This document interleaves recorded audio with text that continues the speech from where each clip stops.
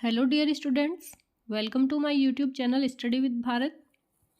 Dear students, आज मैं आप लोगों के लिए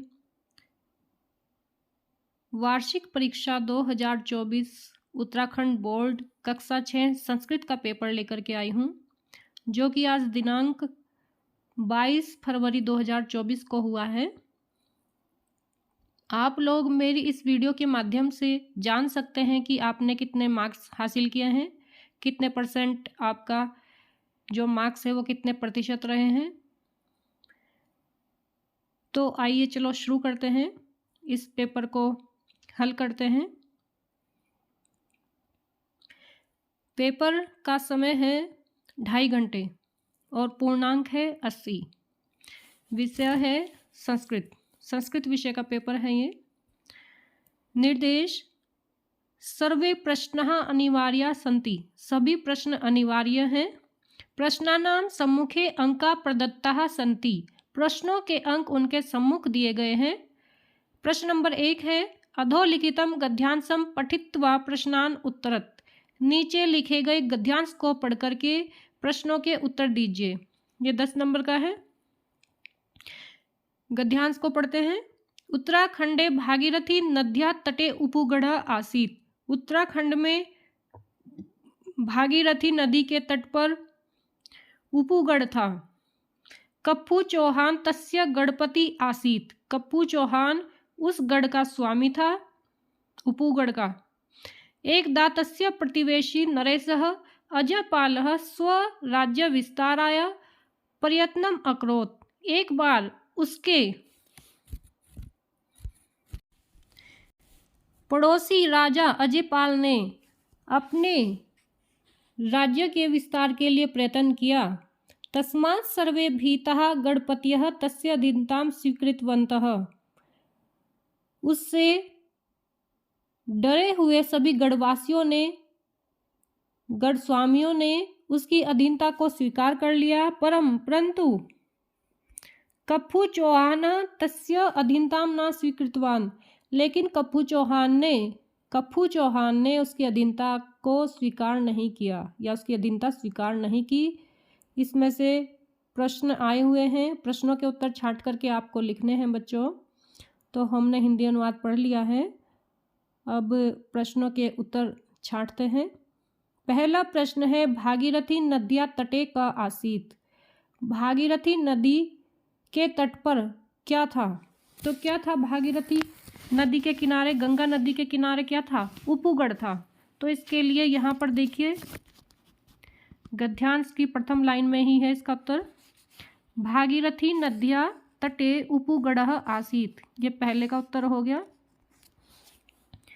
दूसरा है कप्पू चौहान कस्य गढ़स्य गणपति आसीत, कप्पू चौहान किस गढ़ का गणपति था? तो कप्पू चौहान उपगढ़ का गणपति था। तो आप इस प्रकार लिखेंगे कप्पू चौहान, ये वाला वाक्य आएगा यहाँ तक। लेकिन ये जो तस्य शब्द है इसकी जगह आप क्या लिखेंगे बच्चे? उपगढ़ लिखेंगे, क्योंकि वो उपगढ़ का गणपति था, स्वामी था। तो उपगणपतस्य हो जाएगा, षष्ठी विभक्ति लगाएंगे, उपगढ़स्य। तो आप लिखेंगे कप्पू चौहान उपगढ़स्य गणपति आसीत। तीसरा प्रश्न है अजयपालः कस्य प्रयत्नम अकरोत्, अजयपाल ने किसका प्रयत्न किया? अजयपाल ने किसका प्रयत्न किया था? अपने राज्य के विस्तार को बढ़ाने के लिए क्या था? अपने राज्य के विस्तार के लिए। तो आएगी ये वाली लाइन आ जाएगी यहाँ पर, तीसरे के उत्तर में आप लिखेंगे यहाँ से अजयपालः स्वराज्य विस्ताराय प्रयत्नम अकरोत्, ये तीसरे का उत्तर हो गया, ये यहाँ तक। फिर है चौथा प्रश्न सर्वे भीता गणपतयः किम स्वीकृतवन्तः, सभी डरे हुए गणपतियों ने, गढ़ स्वामियों ने क्या स्वीकार किया? उसकी अधीनता को स्वीकार किया था। तो आप लोग यहाँ से लिखेंगे, यहाँ से चौथा, सर्वे भीताः गणपतयः तस्य अधीनतां स्वीकृतवन्तः। तो तस्य की जगह आप क्या लिख देंगे?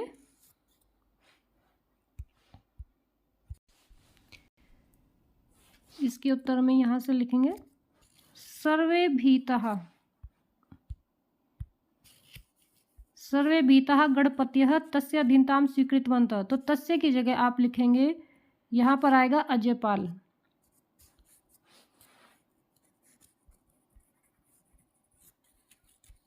अजयपालस्य। तो ये हो जाएगा सर्वे भीता गणपतयः अजयपालस्य। इसकी जगह ये लिखेंगे अजयपालस्य अधीनतां स्वीकृतवन्तः। यहाँ तक।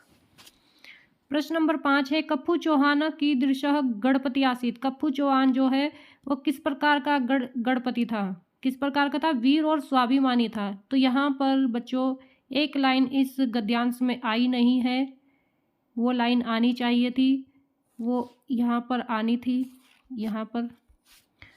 तो इसके उत्तर में वही लाइन आएगी। तो वो कैसा था? वीर और स्वाभिमानी था। तो आप लिखेंगे कप्पू चौहान वीरः स्वाभिमानिः च आसीत्। कप्पू चौहान की विशेषता पूछी गई है कि वो किस प्रकार का गणपति था। तो वो वीर और स्वाभिमानी था। तो आप लिखेंगे कप्पू चौहान वीरः स्वाभिमानिः च गणपति आसीत्। फिर नेक्स्ट प्रश्न है प्रश्न नंबर 2 लिखितं श्लोकम पठित्वा प्रश्नानाम उत्तराणि संस्कृतेन लिखत। नीचे लिखे गए श्लोक को पढ़कर प्रश्नों के उत्तर संस्कृत में लिखिए। श्लोक है काव्यशास्त्र विनोदेन कालो गच्छति धीमताम व्यसनेन च मूर्खानां निंद्रिया कलहेन वा। धीमताम बुद्धिमान, बुद्धिमान मनुष्यों का कालो समय, बुद्धिमान मनुष्यों का कालो समय किस में बीतता है? काव्य शास्त्र विनोदेन, काव्य शास्त्र विनोद में, यानी कि पठन पाठन इत्यादि में बीतता है। जबकि क्या है? मूर्खा नाम, मूर्खों का समय, मूर्ख का समय किस में बीतता है? व्यसनेन बुरी आदतों में, निद्रिया सोने इत्यादि में, कलहेन लड़ाई झगड़े इत्यादि में बीतता है। तो इससे संबंधित प्रश्नोत्तर दिए गए हैं। पहला प्रश्न है काव्य शास्त्र विनोदेन केशाम कालम गच्छति, यानी कि काव्य शास्त्र के विनोद में केशाम किनका काल, किनका समय बीतता है? गच्छति बीतता है। तो आप किनका बीतता है? बुद्धिमानों का। तो आप केशाम की जगह क्या लिख देंगे? धीमताम शब्द जोड़ देंगे। आप लिखेंगे काव्य शास्त्र विनोदेन केशाम की जगह लिख देंगे ये शब्द धीमताम, फिर लिख देंगे कालम गच्छति पूर्ण विराम। फिर नेक्स्ट है मूर्खानाम कालम कथम गच्छति, मूर्खों का समय किस में बीतता है, किस प्रकार व्यतीत होता है? तो आप लिखेंगे मूर्खानाम कालम व्यसनेन निद्रिया कलहेन वा गच्छति। क्या लिखेंगे? मूर्खानाम कालम व्यसनेन निद्रया कलहेन वा गच्छति। ग प्रश्न है मूर्खानाम अस्य पदस्य किम विलोम पदम इस श्लोके प्रयुक्तम। मूर्खों का इस शब्द के लिए इस श्लोक में विलोम शब्द क्या आया है? तो मूर्खों का उल्टा क्या होता है? बुद्धिमान। तो मूर्खानाम का विपरीत शब्द क्या है यहाँ पर? यह है धीमताम।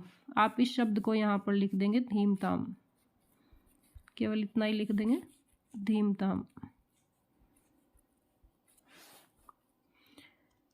फिर नेक्स्ट है धीमताम, यह है चौथा प्रश्न। गच्छति इति पदस्य हिंदी अर्थम लिखत। इसका अर्थ है बीतता है या व्यतीत होता है। इस श्लोक के अकॉर्डिंग तो गच्छति का अर्थ होता है बीतता है या व्यतीत होता है।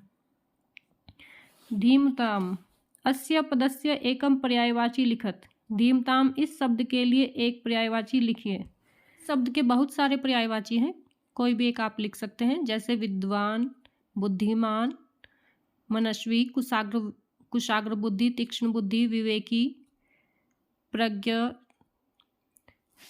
ज्ञानी, कोई भी आप एक लिख सकते हैं, विद्वान लिख सकते हैं।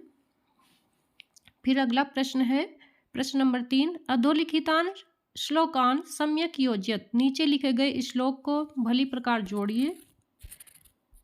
इस श्लोक की एक लाइन में से आधी धर लिखी है, आधी धर है, उनको उचित जोड़ना है। उद्यमेन ही सिद्ध्यन्ति, तो किससे मैच हो जाएगा ये? कार्याणि न मनोरथै। उद्यमेन ही सिद्ध्यन्ति कार्याणि न मनोरथै। उद्यम से ही, परिश्रम से ही कार्य सिद्ध होते हैं, केवल मन के सोचने से नहीं। फिर है प्रिय वाक्य प्रदानेन सर्वे तुष्यन्ति जन्तवः। प्रिय वचन बोलने से सभी मनुष्य संतुष्ट हो जाते हैं। फिर है चत्वारि तस्य वर्धन्ते आयुर्विद्या यशो बलम। 4 चीज़ें बढ़ जाती हैं। जो बुजुर्गों की, बड़ों की नित्य सेवा करते हैं, उनकी 4 चीज़ें बढ़ती है, आयुर्विद्या यशो बलम। फिर है शुष्क वृक्षाश्च मूर्खाश्च न नमन्ति कदाचन। शुष्क वृक्ष और मूर्ख लोग न नमन्ति कदाचन, कभी नहीं झुकते हैं। फिर है अभिवादनशीलस्य नित्यम वृद्धोपसेविनः। अभिवादनशील और नित्य वृद्धों की सेवा करने वालों की।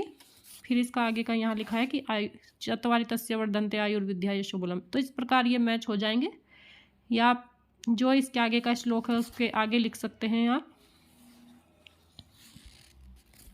फिर नेक्स्ट प्रश्न है,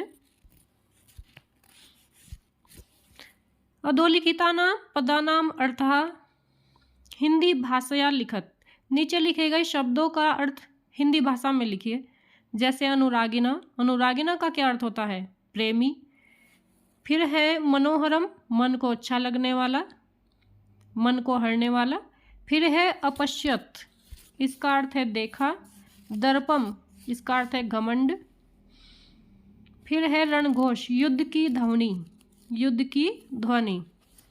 फिर नेक्स्ट प्रश्न है 5वां, अधोलिखितेषु पदेषु वर्ण विच्छेदम कुरुत। नीचे लिखे गए पदों में, शब्दों में वर्ण विच्छेद कीजिए। वर्ण विच्छेद करते हैं इसमें। आगता शब्द है, तो आगता का वर्ण विच्छेद कैसे करेंगे आप? आ स्वर लिखेंगे, ग लिखेंगे, ग धन अ, फिर क्या है? त धन आ।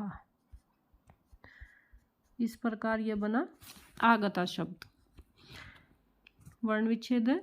फिर गास्यन्ति शब्द है, इसका वर्ण विच्छेद इस प्रकार होगा, ग धन अ आ होगा, ग धन आ, गा आधा स,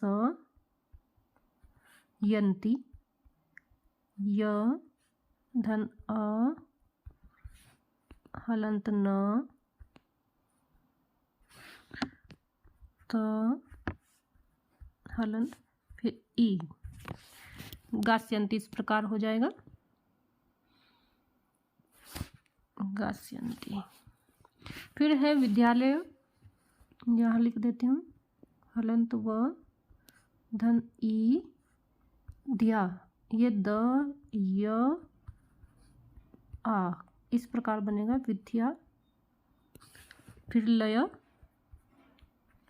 ल हलंत अ, फिर हलंत य, फिर अ, विद्यालय इस प्रकार बनेगा। अब एतत् और आरोपणम शब्द है, इनको भी कर लेते हैं।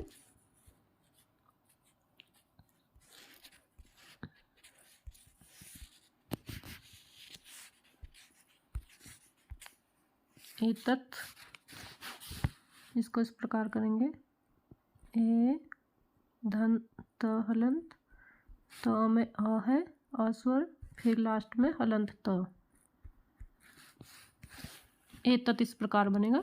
आरोपणम है, यहाँ पर लिख देती हूँ, आ धन हलंत र, ओ आरो, फिर प हलंत अ णम, फिर न धन अ धन हलंत म, इस प्रकार बनेगा। एतत् और आरोपणम शब्द इस प्रकार होंगे। फिर नेक्स्ट प्रश्न है बच्चों 6वां प्रश्न है 6, अधोलिखितेषु पदेषु संधि संधि विच्छेदम च कुरुत। नीचे लिखे गए शब्दों में या तो संधि कीजिए या संधि विच्छेद कीजिए।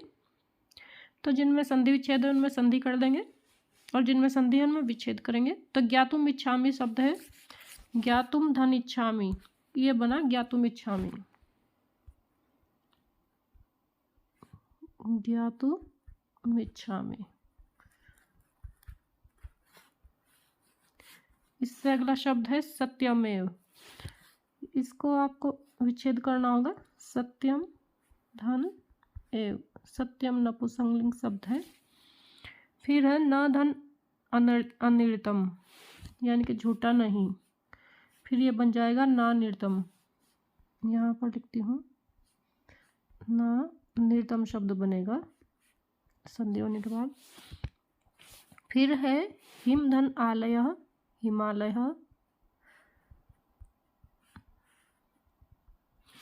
फिर है तथैव, तथा धन एव।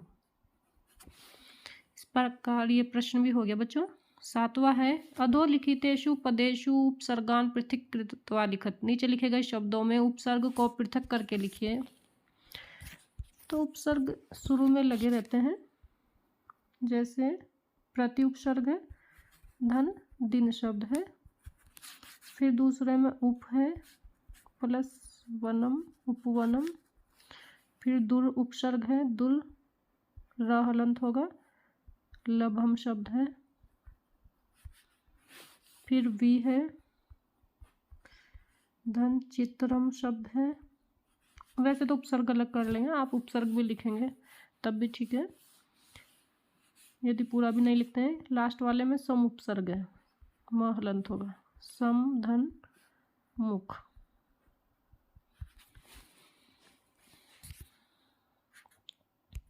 फिर नेक्स्ट प्रश्न है 8वां।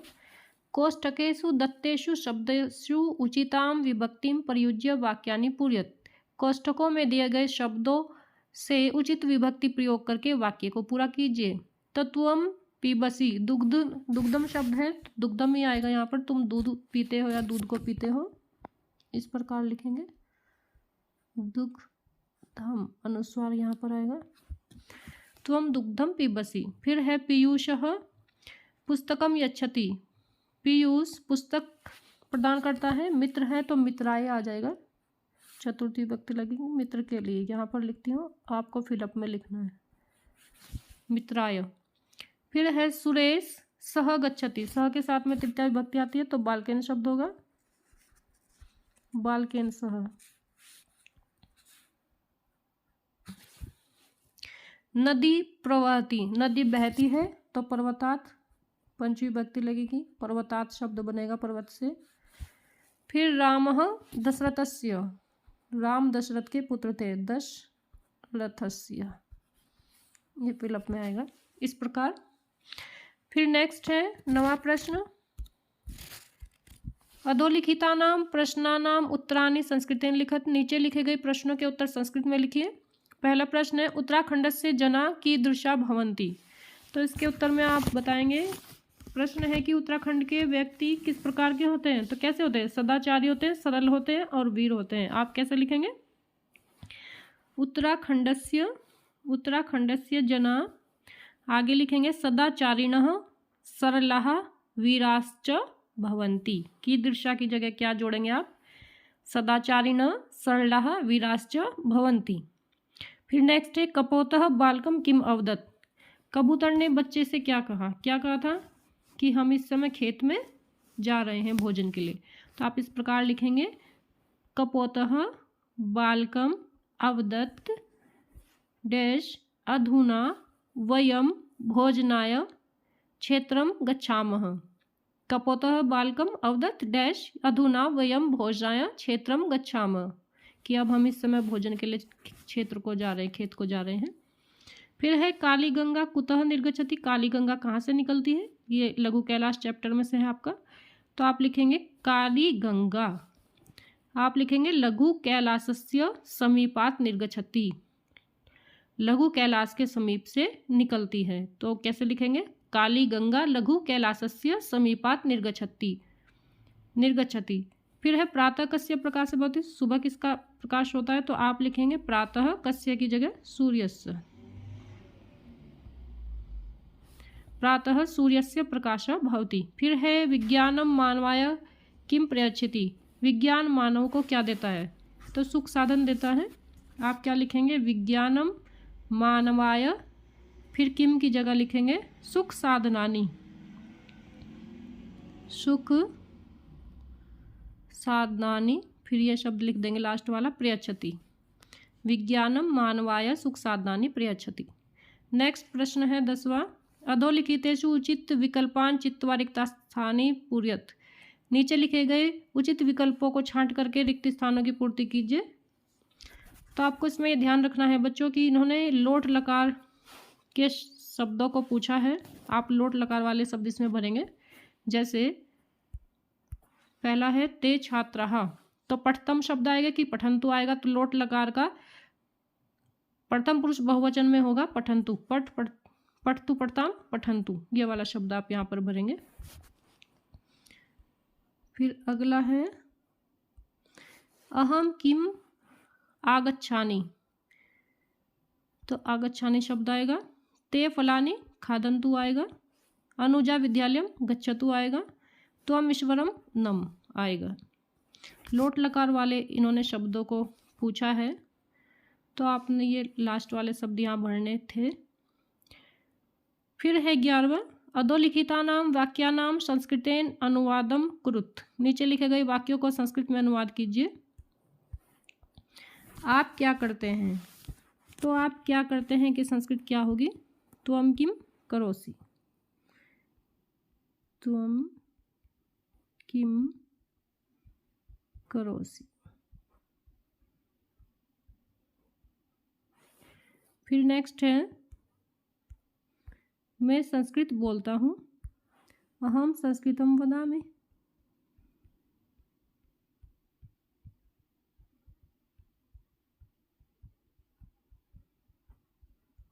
फिर नेक्स्ट है वह व्यायाम करता है, तो सह व्यायामम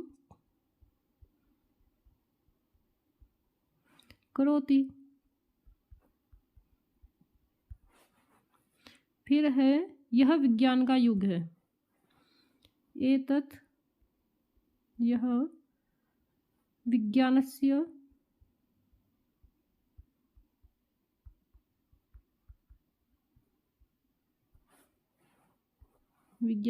युगम अस्ति, युगम अस्ति।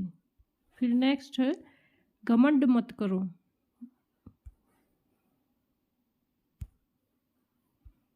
घमंड मत करो में आप लिखेंगे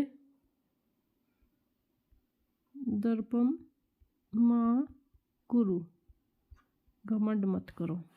ये भी सही है, दूसरी प्रकार से भी लिख सकते हैं, माँ मत करो गर्वम, गर्वम, इस प्रकार भी, दोनों तरीके से ठीक है, चाहे ऐसे लिखें आप चाहे ऐसे लिखें।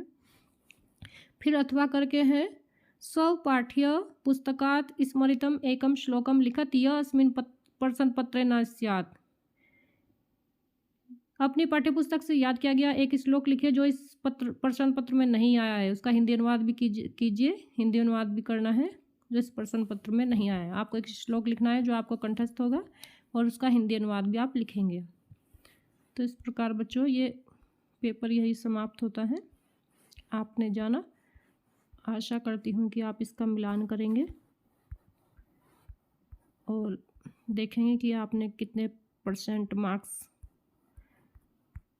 पाए हैं। मेरी इसी प्रकार की और वीडियोस देखने के लिए मेरे चैनल को सब्सक्राइब करें, लाइक करें, शेयर करें, कमेंट करें। Okay, thank you.